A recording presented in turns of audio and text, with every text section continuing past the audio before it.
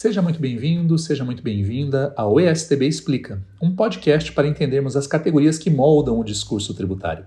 O programa é uma iniciativa da Escola Superior de Tributação de Brasília, a ESTB, um espaço dedicado à pesquisa, ao ensino e à disseminação de um olhar mais amplo e crítico sobre o campo da tributação. Eu sou Márcio Campos, coordenador acadêmico da ESTB, e nosso objetivo não é apenas explicar termos técnicos, mas questionar os modelos de pensamento que sustentam as narrativas sobre a tributação. Pessoal, este é o nosso terceiro episódio e hoje iremos tratar de uma categoria de atores essenciais no debate tributário, mas que historicamente não têm assumido o protagonismo que poderiam ter dentro desse campo: as contadoras e os contadores. Se no episódio passado nós falamos sobre os principais atores do campo, juristas e economistas, hoje o foco é naqueles que, apesar de essenciais para o funcionamento do sistema tributário, têm sido frequentemente subestimados. Será que a contabilidade é apenas um instrumento técnico operacional da tributação? Ou será que ela pode ter um papel interpretativo e estratégico dentro do campo? Que mudanças recentes estão transformando esse cenário, ampliando o papel de contadores e contadoras no debate tributário, enfim? Essas são algumas das perguntas que nós vamos tentar responder neste episódio. Mas antes de tentar enfrentar as questões diretamente, precisamos fazer uma contextualização, né? Por que eu estou pressupondo que contadores e contadoras têm sido subestimados nesse campo? De onde eu tirei isso? Então, para não ficar uma coisa desprovida de fatos, desprovida de um argumento mais robusto, apenas achismo, primeiro a gente precisa entender se realmente existe uma hegemonia de juristas e economistas, ou especificamente no caso brasileiro de juristas, no debate tributário. Então vamos lá, para entender o papel da contabilidade na tributação hoje, a gente precisa olhar para o passado e entender quem dominou o debate tributário ao longo da história. Estamos falando especificamente do debate tributário brasileiro, né? Como é que se dá esse debate tributário brasileiro? É importante fazer esse corte, que como eu acabei de mencionar agora há pouco, e remetendo ao episódio anterior, eu tenho dito que juristas e economistas têm sido os protagonistas desse debate. Obviamente, no caso brasileiro, os economistas não têm tido um papel tão importante quanto em outras culturas tributárias, como nos Estados Unidos, por exemplo. Então, no caso brasileiro, realmente eu entendo que há uma hegemonia dos juristas. Mas vamos tentar entender, então, os elementos que contribuem para essa hegemonia. Acho que o primeiro ponto, né, o ponto de partida dessa análise é o fato de que a tributação no Brasil tem sido um tema dominado pela perspectiva jurídica, sendo debatido majoritariamente dentro das faculdades de direito. Isso desde o século XIX. A primeira obra significativa em língua portuguesa sobre tributação, né, com impacto na cultura tributária brasileira e acho que na portuguesa também, arriscaria dizer, ela foi escrita por um jurista, mais especificamente por um comercialista português chamado José Ferreira Borges, em 1837. O título da obra é Princípios da Sintelologia, com Y, Sintelologia com Y. Não preciso dizer que esse nome não pegou, né? O Ferreira Borges ele tentou emular a ideia de ciência vinda principalmente das ciências naturais, algo que é típico do século XIX, né? Ferreira Borges não fez nada de novo, ele expressava o ethos, né? a atitude típica do homem do século XIX, que era o de emular as ciências naturais nas ciências sociais, nas ciências humanas, né? A sociologia tentou isso, a economia tentou isso e, obviamente, o direito também. E essa perspectiva tributária do direito também foi influenciada por esse pensamento. Então, Ferreira Borges ele tentou cunhar uma ciência tributária, uma ciência financeira, dando esse nome que, obviamente, não pegou. Especificamente no Brasil, as primeiras obras sobre o tema foram o Compêndio de Direito Financeiro, de José Antônio da Silva Maia, de 1841, e o Apontamentos do Direito Financeiro Brasileiro, de José Maurício Fernandes Pereira de Barros, de 1855. São as obras, né, são as primeiras obras brasileiras sobre o tema da tributação. Elas não se chamavam direito tributário à época, até porque a expressão não era utilizada. Apenas a título de curiosidade, até que isso foi objeto de uma pesquisa minha, posso estar equivocado, até adoraria receber contribuições que mostrassem sentido contrário, mas ao que me parece, a primeira vez que a expressão direito tributário foi utilizada numa obra publicada no Brasil foi em 1910, na segunda edição da obra chamada Tratados dos Impostos de Viveiros de Castro. É interessante que eu falo da segunda edição, porque a primeira, que é de 1901, a obra não fala de direito tributário. O Viveiros de Castro, nessa primeira edição, quando ele vai se referir à ciência das finanças, ele fala na parte da taxação da ciência das finanças. Ele usa a expressão taxação. E aí só na obra de 1910, na introdução à segunda edição da obra de 1910, aí ele vai falar de questões de direito tributário. Mas, enfim, toda essa contextualização é apenas para situar a questão da hegemonia jurídica na construção do discurso tributário.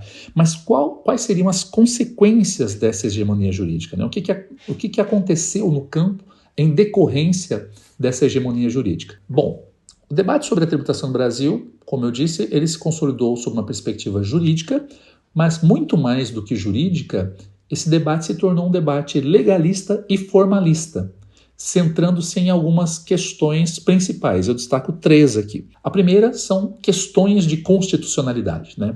Algo que é típico do debate tributário brasileiro, sobretudo do debate jurídico tributário brasileiro, é se uma norma tributária ela é constitucional ou ela é inconstitucional, né? Ela é válida ou ela é inválida, se ela foi instituída corretamente ou não.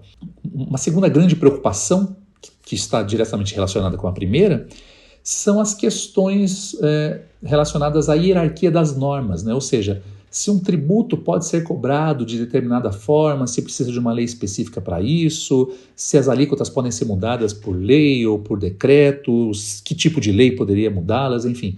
Esse debate sobre hierarquia das normas, sobre como as normas jurídicas poderiam alterar os elementos da tributação é algo historicamente central no debate tributário brasileiro, né? Algo central no debate tributário brasileiro e tipicamente jurídico.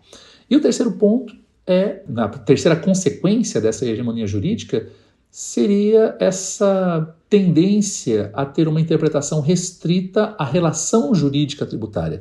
Obviamente, isso não é algo restrito à cultura tributária brasileira, mas no Brasil isso é notadamente marcante, sobretudo porque isso resulta num isolacionismo do debate jurídico sobre a tributação e talvez, odiernamente, isso não seja tão comum, mas se voltarmos no tempo algumas décadas, a gente vai perceber que existe uma tentativa discursiva de isolar o debate jurídico de quaisquer impactos econômicos ou sociais mais amplos. Quem é da área jurídico-tributária e teve contato com obras mais antigas deve ter visto defesas bastante acaloradas do discurso tributário vis-à-vis a interpretação econômica ou a interpretação contábil da tributação. Isso sempre foi uma preocupação muito grande dentro do campo tributário, para que o discurso tributário, obviamente não com essa expressão, mas para que o direito tributário ficasse preservado dessas influências econômicas, contábeis, enfim, que poderiam macular a pureza desse direito. Eu acho que esses 3 elementos aqui já são suficientes para a gente entender uma boa parte da consequência dessa hegemonia jurídica.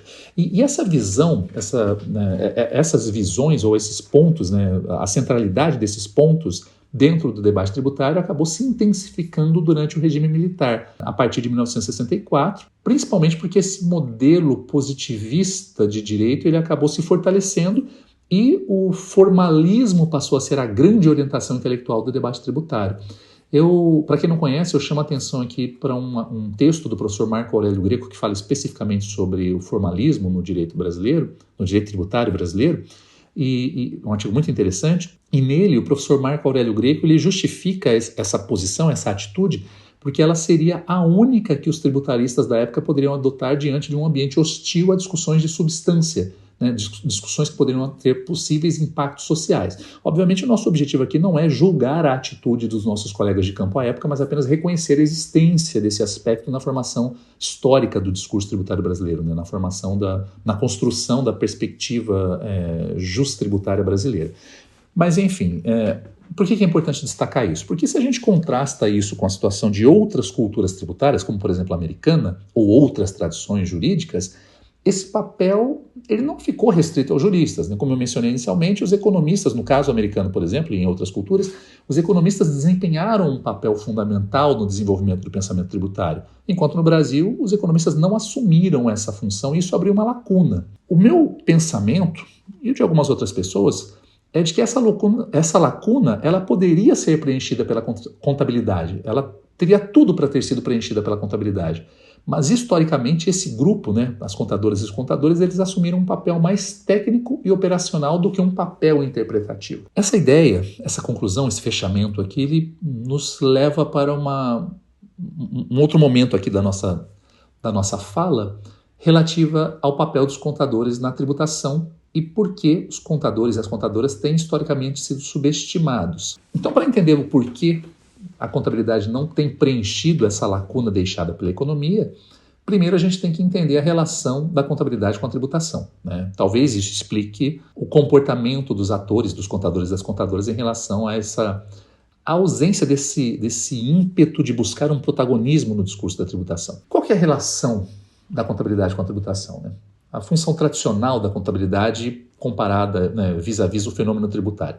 O papel da contabilidade na tributação sempre foi visto como algo operacional relacionado à execução de normas pré-estabelecidas, né, normalmente estabelecidas por juristas, ou pelo menos interpretadas por juristas. E também a elaboração de documentos, cálculos necessários para o cumprimento de obrigações tributárias, sejam elas obrigações tributárias principais ou acessórias, enfim. Mas esse papel, essa visão e esse comportamento, ele fez com que a contabilidade fosse percebida como uma executora de normas e não uma intérprete da tributação. Ou seja, as contadoras e os contadores não seriam atores estratégicos na formulação de políticas tributárias ou, para usar a nossa linguagem aqui da STB, na construção do discurso tributário do campo. E essa diferenciação entre juristas e contadores, ela é bastante ilustrativa da maneira como o direito e a contabilidade se relacionam com a tributação. Aparentemente, a relação da contabilidade com a tributação ela é pressuposta, pelo menos essa é a ideia que eu tenho, já que a tributação é um dos elementos centrais com os quais as contadoras e os contadores precisam lidar na sua atividade. Isso não acontece em relação aos juristas, né? No caso dos juristas, o jurista ele precisa fazer um movimento em direção à tributação para ser considerado um tributarista, sendo que a maioria não faz. Não é todo jurista que se torna um tributarista, né?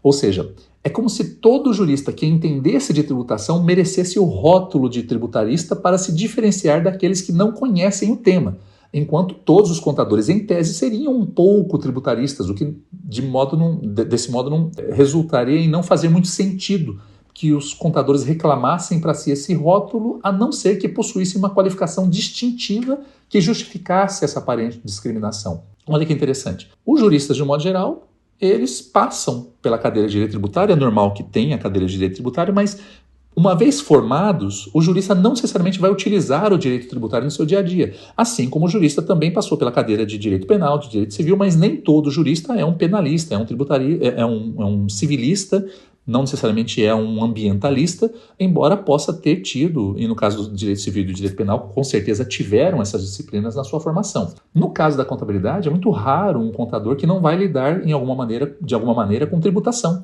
né? Pelo menos no início de carreira. Talvez ele se especialize depois, mas um contador mais generalista normalmente lidaria com a tributação. E é daí, é o que me parece, essa é a minha interpretação, talvez para o contador não faça tanto sentido ele se ver como um tributarista, se comparado com o jurista que fez esse movimento de especialização, que provavelmente fez uma especialização em direito tributário para ser considerado um tributarista, enquanto o contador, mesmo sem uma especialização, ele de alguma maneira ele vai ter que entender alguma coisa sobre tributação. Mas ainda, depois eu volto nesse ponto no final da minha fala, ainda sobre essa conexão histórica entre as práticas contábeis e a tributação, vamos fazer uma regressão histórica aqui para a gente entender o porquê a relação entre contabilidade e tributação parece ser pressuposta, que eu acho que é a causa dessa ausência de um contraste específico entre um contador tributarista e um contador não tributarista. Veja bem, desde a antiguidade a tributação sempre esteve ligada a práticas administrativas e práticas de registro, né? Vamos pensar dessa maneira. A tributação, enquanto um fenômeno social, ela praticamente nasce por causa disso, ainda que de uma forma muito rudimentar se a gente compará-la com o que aconteceu aí após o movimento iluminista na Europa, que colocou a tributação num outro patamar em termos de complexidade. Mas se a gente retornar para a antiguidade, vamos pegar o Egito Antigo. Nesse momento havia um sistema fiscal complexo que incluía, entre outras coisas, impostos sobre consumo, impostos sobre herança, transações comerciais e um sistema de registros que monitorava o pagamento e a arrecadação. Tudo bem, esses registros eles não eram contabilidade nesse sentido moderno, mas eles demonstram que a tributação sempre dependeu de um sistema de monitoramento econômico e um monitoramento administrativo estruturado. Esse vínculo, né, entre a contabilidade e a tributação ele se tornou mais evidente a partir da sistematização da contabilidade. particularmente a técnica de partidas dobradas que Luca Pacioli desenvolveu no século XV. Isso consolidou essa conexão entre tributação e contabilidade como áreas interligadas. Por outro lado, e a despeito dessa importância histórica fundamental, a contabilidade ela tem sido percebida basicamente a partir de sua contribuição instrumental para a materialização do fenômeno tributário. Como eu disse, essa associação da tributação enquanto um sistema de registros, ela impacta a contabilidade, fazendo com que a visão sobre a relação da contabilidade com o fenômeno tributário seja meramente instrumental, ou pelo menos tem sido assim historicamente. Porém, e aí acho que é a grande questão que a gente tem que trazer para a discussão, é que em razão de algumas transformações comportamentais no campo da contabilidade e também no campo tributário, mais especificamente da contabilidade, a tendência é que haja uma revisão dessa perspectiva e é sobre isso que eu pretendo falar agora.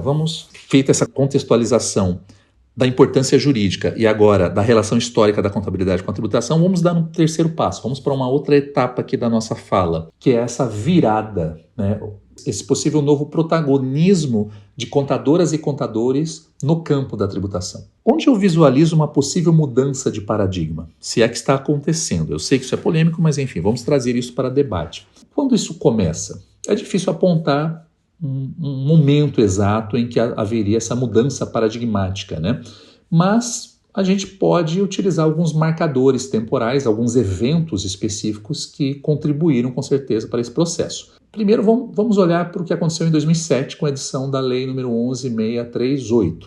Por causa da edição dessa lei, ou por causa da edição da lei, ou a lei talvez seja consequência de algo que ocorria naquele momento, de uma mudança de atitude daquele momento, enfim, seja causa, seja consequência, mas nessa época, em 2017, iniciou-se um processo de convergência das normas contábeis brasileiras aos padrões internacionais. Daí a popularização da expressão IFRS. Quem é da área da contabilidade há mais tempo vai se lembrar que aí no final dos anos 2000, próximo aí de 2010, começou a pipocar para todo lado textos, cursos, livros sobre adequação aos padrões internacionais, e o acrônimo IFRS passou a ser algo presente em todos os lados para onde o contador e a contadora olhava.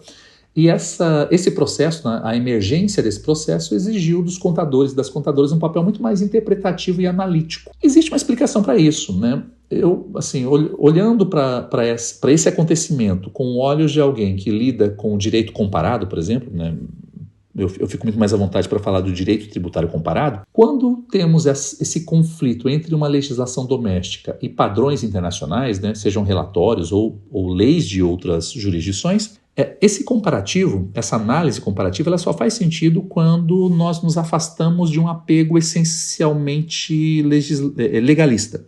Ou seja, se eu entendo que algo é assim porque a lei diz, quando eu comparo isso com uma outra lei que diz outra coisa, eu não tenho parâmetros de comparabilidade. Eu só vou ter esse parâmetro de comparabilidade se eu eleger um instrumento intermediário que me sirva de referência para fazer essa comparação. No linguajar do direito tributário comparado, isso está associado à ideia de uma análise funcional dos dispositivos, Ou seja, essa funcionalidade significa que eu tenho que ter um padrão, eu tenho que ter uma função, eu tenho que ter um paradigma conceitual, vamos dizer assim, que eu possa utilizar para analisar a lei em termos de o texto legal estar ou não estar refletindo este paradigma conceitual. E o ator que age dessa maneira tem uma tendência a ser muito mais analítico e muito mais interpretativo, Então, esse aspecto de internacionalização, por si só, traz esse comportamento mais analítico para o âmbito da contabilidade. Além disso, nessa mesma época, tivemos aí alguns escândalos contábeis globais, como, só para citar aqui, teve o caso da Enron, da WorldCom, que reforçaram a necessidade de transparência e ética profissional da contabilidade, o que causou tudo nessa mesma época uma reviravolta no campo da contabilidade.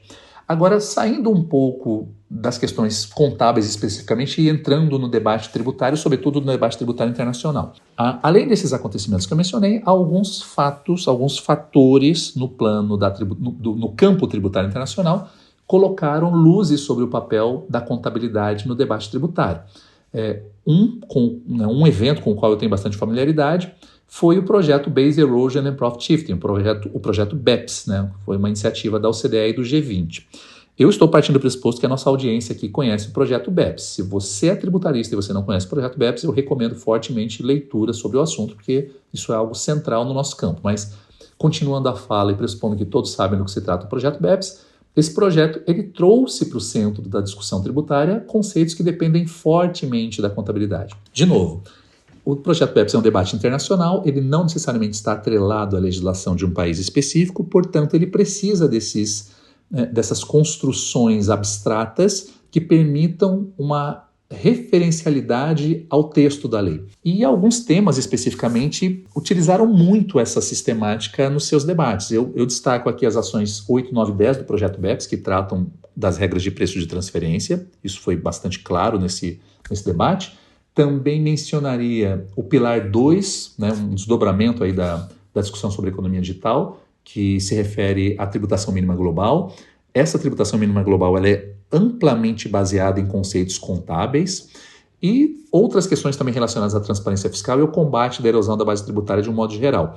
Mesmo no caso dos remédios jurídicos, vamos chamar assim, que foram apontados no projeto BEPS, como, por exemplo, mudanças nos acordos modelos no acordo modelo da OCDE, na convenção modelo da OCDE, melhor dizendo, na instituição de um tratado, de uma convenção multilateral entre os países, mesmo nesses casos que seriam tipicamente jurídicos, esse resultado jurídico, esse texto que reconhecidamente deveria estar na convenção modelo ou na convenção multilateral, eles foram produzidos a partir de categorias contábeis / econômicas que serviram de elemento central das discussões, o que trouxe um protagonismo muito grande para economistas e contadores. Agora, ainda nesse âmbito tributário, mas agora olhando mais para a realidade brasileira. No Brasil, houve recentemente um processo de aproximação das regras de preço de transferência brasileira às diretrizes da OCDE, ao padrão da OCDE. Ou seja, essa migração, essa aproximação do modelo brasileiro com o modelo da OCDE, ela implicou uma mudança de uma sistemática baseada em margens fixas, como se costuma dizer no campo, que é essencialmente jurídico, para um modelo muito mais econômico e analítico, baseado em métricas, e esse modelo é algo com o qual as contadoras e os contadores têm muito mais familiaridade do que os juristas. Tudo bem se você não entender exatamente o que são as regras de preço de transferência, mas entenda que o que aconteceu foi uma mudança de algo que era muito mais interpretativo, que era basicamente uma leitura de lei, para algo que demanda cálculo, métrica, determinação de preço, ou seja, atitudes, né, ou melhor dizendo, instrumentos com os quais os juristas não estão familiarizados. E isso abre espaço para contadores e economistas ocuparem essa lacuna. Ou seja, existe um cenário muito favorável para o protagonismo dos contadores, mas o que ainda falta para isso, né? Apesar de todos esses avanços, ainda tem alguma resistência cultural à participação mais ativa de contadores e contadoras no discurso tributário. E quando eu falo de resistência cultural, eu falo de resistência dos dois lados. Existe ainda, embora tenha diminuído muito, mas existe ainda resistência dos juristas à participação dos contadores nesse debate. Eu acho que eu mencionei rapidamente aqui essa ideia de que haveria uma preocupação muito grande da preservação do discurso tributário, do discurso jurídico tributário, a qualquer influência das interpretações econômicas, das interpretações contábeis. Isso tem mudado, né? Mas ainda existe resquício dessa visão. E do ponto de vista dos contadores, talvez justamente por terem sido historicamente alienados dessas questões mais centrais sobre a tributação, talvez não haja uma atitude de tomar para si esse protagonismo, sabendo que esse é um campo dominado por atores que não têm visto com bons olhos a participação dos contadores. Então, esse aspecto da resistência cultural, eu acho que ele é bastante central para resolver esse problema. E eu acho que o desafio agora é consolidar essa transformação e garantir que contadores e contadoras não sejam apenas executores de normas, mas também participem da formulação das regras tributárias, da construção do discurso tributário, enfim, assumam um protagonismo que já deveria ser seu há muito tempo. Pessoal, caminhando aqui para as nossas conclusões, eu acho que de tudo que foi dito, né, eu sei que tem muita coisa que é polêmica, muita coisa mereceria ser mais detalhada, mas o tempo é curto, temos aqui apenas meia hora para a gente poder discutir. Eu acho que o que fica de lição desse debate é que existe a necessidade de reconhecimento do papel dos contadores na tributação, no campo tributário. Os contadores sempre estiveram presentes no campo da tributação, sempre lidaram diretamente com o fenômeno tributário, mas historicamente, com a ascensão de um discurso muito mais complexo sobre a tributação, dominado internacionalmente por juristas e economistas, e no cenário brasileiro, sobretudo por juristas, os contadores acabaram sendo relegados a um papel secundário. Agora, esse cenário está mudando, a contabilidade tem se tornado cada vez mais essencial no debate tributário, sobretudo a partir da percepção da necessidade de se construir um debate tributário global, e esses fatores, sobretudo essa internacionalização, acredito eu, tem sido a chave principal para essa virada do papel dos contadores no campo tributário. Bom, pessoal, eu obviamente acho que a conclusão principal, né, e agora puxando o debate para aquilo que eu faço, né? Eu sou professor, então agora colocando o papel de professor, é óbvio que existem todos esses aspectos históricos, é óbvio que existem esses aspectos contextuais, mas agora indo para o plano individual, eu acho que a grande questão é a contadora e o contador se entender como um tributarista, entender essa questão do fato distintivo do campo, né? Se eu puder voltar àquele comparativo que eu fiz entre o porquê que o jurista pode se entender como um tributarista e o contador não, é que eu acho que no caso do jurista, o processo de capacitação é muito mais evidente, porque o conhecimento que se tem sobre direito tributário na graduação não é suficiente para alguém atuar na área.